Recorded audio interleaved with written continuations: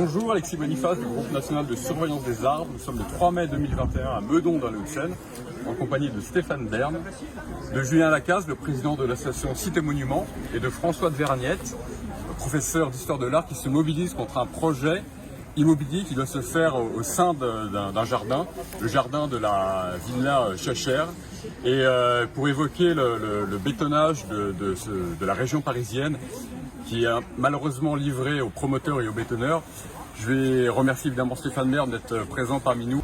Merci de m'avoir invité. Ce qui était pour moi important, c'est la défense du patrimoine. C'est non seulement le patrimoine bâti, évidemment, et on voit avec cette maison Napoléon III qui est dans le pur style, et François de Vergnette ici présent a ameuté tout le monde, et il a raison, parce que stop aux démolisseurs, mais aussi le patrimoine naturel. Le patrimoine naturel, ce sont les arbres. On a ici un formidable exemple d'une maison du 19e siècle avec un séquoia de Californie, un cèdre du Liban, et vous voyez ces arbres qui racontent aussi une histoire, qui sont indissociables de la maison. Regardez les atteintes qui ont été portées, notamment au cèdre du Liban, dont on dit qu'ils sont protégés, mais pas de la main humaine. Regardez ce que les mains humaines ont été capables de faire, des atteintes irréversibles contre ces arbres remarquables. Donc voilà, c'est David contre Goliath, on est là tous ensemble pour défendre le patrimoine contre des gens qui ont d'autres intérêts, sans doute des intérêts financiers, des intérêts plus immédiats aussi, la construction. Je croyais qu'on était entré dans le monde d'après, un monde qui luttait contre la bétonisation des sols, mais force est de constater qu'on va continuer à détruire le patrimoine bâti, le patrimoine naturel. Je ne suis pas sûr qu'à terme, le peuple français soit plus heureux, parce qu'on est en train, comme avec les arbres, on est en train de nous couper de nos racines. Et je pense qu'un jour, on aura vraiment envie de retrouver ce qui a fait ce que nous sommes. Un peuple qui ne sait pas d'où il vient, ne sait pas où il va. Merci beaucoup. François, est-ce que tu peux nous dire un mot sur cette maison remarquable et sur son jardin qui l'est tout autant? Donc une maison exceptionnelle qui date du Second Empire, donc construite par un industriel qui a participé à la construction de Paris, et une maison de campagne. Donc c'est ce qui est très très rare, une maison de campagne, ce qu'on appelle au 19e siècle une villa suburbaine, où on se rend à la journée ou les mois d'été. Et c'est un joyau, c'est unique encore en banlieue parisienne, je ne crois pas qu'il y ait l'équivalent. Oui. Et donc je pense qu'on pourrait quand même en garder une en banlieue parisienne qui a un potentiel touristique. S'il y a des décideurs qui nous écoutent, c'est un potentiel incroyable. Meudon à des sculpteurs, à des architectes.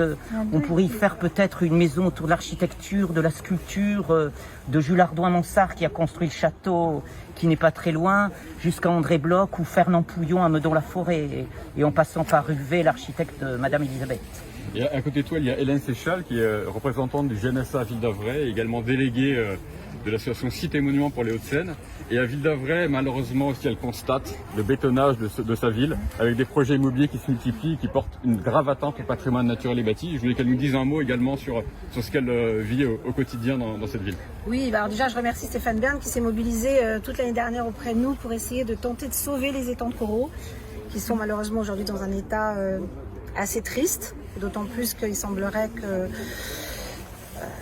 le chantier n'avance pas. Et puis effectivement, Ville d'Avray dans son ensemble aujourd'hui attaquée de toutes parts. On a des projets immobiliers absolument abominables qui apparaissent, rue de Sèvres, avec une petite maison que vous avez vue sur les réseaux qui est coincée.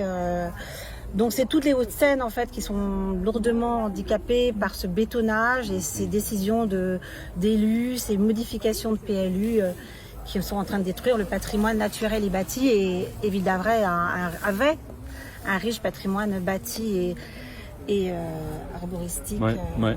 Et c'est le cadre de vie vraiment des habitants qu'on dégrade avec ces projets immobiliers qui sont néfastes pour le patrimoine, pour l'environnement et pour la biodiversité également. Julien, un mot aussi en tant que président de l'association Cité Monuments. Un petit mot, alors effectivement une architecture qui est vraiment exceptionnelle, mais une situation qui en fait est très banale, c'est-à-dire un jardin qui est peut-être un peu plus grand qu'un autre, et qui attire les convoitises.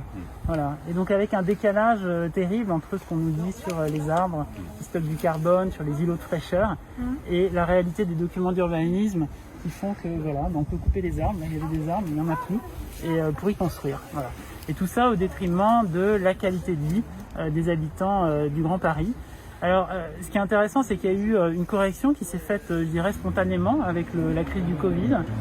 Certains grands Parisiens sont partis en quête d'une meilleure qualité de vie et ils l'ont fait contre les politiques publiques. C'est ça qui est absolument extraordinaire, c'est que par exemple ici, si on voulait attaquer ce projet, on ne pourrait pas aller en appel.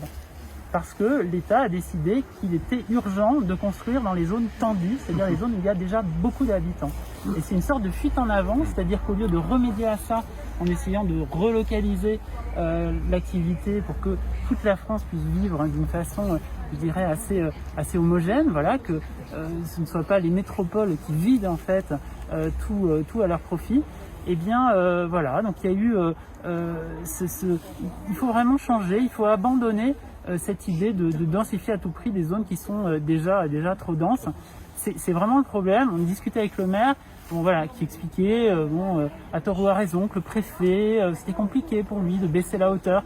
Ben si, il faudrait, là il y a une hauteur qui est à 9 mètres. Déjà si on la baissait à 6 mètres, ce serait bénéfique pour l'ensemble de Meudon. Il faut absolument le faire et c'est dans l'intérêt public. Il faut qu'il y ait de l'activité pour tout le monde et que les grandes métropoles cessent de vampiriser en fait voilà, l'activité et donc au détriment de la qualité de vie de tout le monde. Merci Julien.